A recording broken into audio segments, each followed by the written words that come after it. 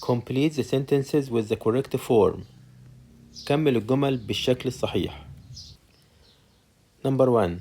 After I finish my homework I went to bed. هنا يقصد يقول إن بعد ما أنا خلصت واجبي أنا ذهبت للفراش.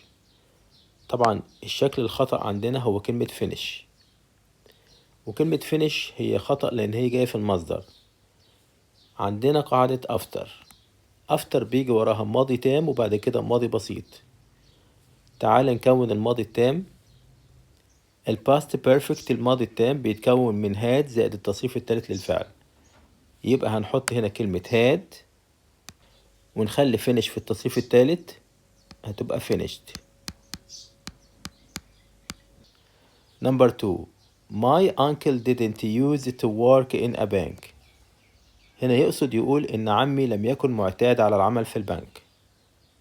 أول حاجة لاحظنا وجود didn't، وإحنا عارفين إن بعد didn't بجيب الفعل في المصدر وإجابتنا هتبقى use.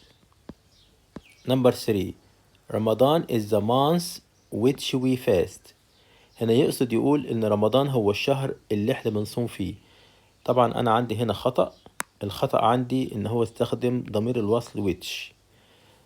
طبعا الجملة هنا بادئة بكلمة رمضان، ورمضان دي كلمة دالة على وقت أو زمن، والكلمة اللي بنستخدمها للدلالة عن الوقت أو الزمن هي كلمة when.